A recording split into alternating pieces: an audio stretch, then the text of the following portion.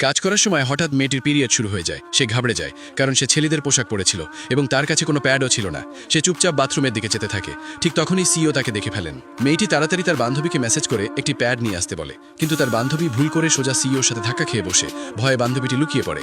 CEO বুঝতে পারেন যে মেয়েটি বাথরুমেই আছে। তিনি বাইরে দাঁড়িয়ে তার নাম ধরে ডাকতে শুরু করেন। ভেতরে মেয়েটি বাথরুমের দরজা শক্ত করে ধরে রাখে। তার বুক জোরে জোরে কাঁপছিল। সিইও দরজাটি খুলতেই যাচ্ছিলেন, ঠিক তখনই তিনি বুঝতে পারেন যে মেয়েটি আসলে ওই রুমে নেই। তিনি পাশের রুমের দিকে চলে যান। মেয়েটির আতঙ্ক আরও বেড়ে যায়। সিইও দ্বিতীয় দরজাটি খুলতে যাবেন, ঠিক তখনই এক লোক এসে তাকে থামায়। সে বলে যে তার একটি জরুরি কথা আছে। সিইওকে বাধ্য হয়ে আগে তার কথা শুনতে হয়।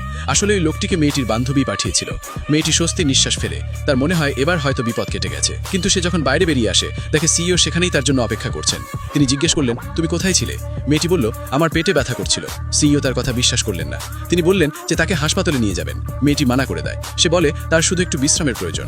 কিন্তু সিইও নিজের জেদে অনড় থাকেন। তিনি চাইছিলেন মেয়েটি যেন বাড়ি চলে যায়, কারণ মেয়েটি প্রতিদিন অফিসে নিজেকে ছেলে হিসেবে পরিচয় দিত। তার আলমারিতে শুধু ছেলেদেরই কাপড় ছিল।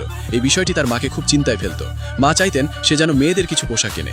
একদিন সে তার মায়ের সাথে শপিংয়ে যায়। তখনই হঠাৎ সেখানে সিইওর সাথে দেখা হয়ে যায়। সিইও তার নাম ধরে ডাকেন। মেয়েটি ঘাবড়ে গিয়ে সাথে সাথে সেখান থেকে দৌড়ে পালায়। সিইও তার পিছু নেন। মেয়েটি একটি কাপড়ের দোকানে ঢুকে পড়ে। ভেতরে গিয়ে সে পুতুলের মতো স্থির হয়ে দাঁড়িয়ে থাকে।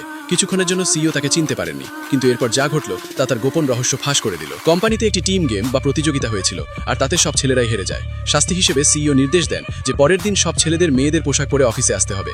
পরের দিন অফিসে শুধু ছেলেদেরই অদ্ভুত পোশাকে দেখা যাচ্ছিল, কিন্তু সেই মেয়েটিকে কোথাও দেখা যাচ্ছিল না। তখনই সবার নজর দরজার দিকে যায়। সেখান দিয়ে সেই মেয়েটি ভেতরে প্রবেশ করে। এবার সে কোনো ছেলের মতো নয়, বরং একজন সুন্দরী নারীর মতো এসেছিল।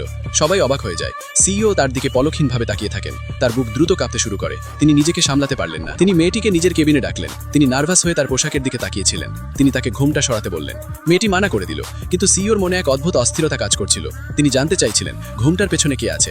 অবশেষে তিনি তাড়াহুড়ো করে তাকে আটকে দেন এবং ধীরে ধীরে তার ঘোমটা তুলে ধরেন। তার মুখটি দেখার সাথে সাথেই সিইও নিশ্চিত হয়ে যান যে তিনি মেয়েটির প্রেমে পড়ে গেছেন। কিন্তু তিনি এটা কিছুতেই মেনে নিতে প্রস্তুত ছিলেন না যে তিনি এমন এক মেয়ের প্রেমে পড়েছেন যাকে তিনি এতদিন ছেলে ভেবে এসেছিলেন।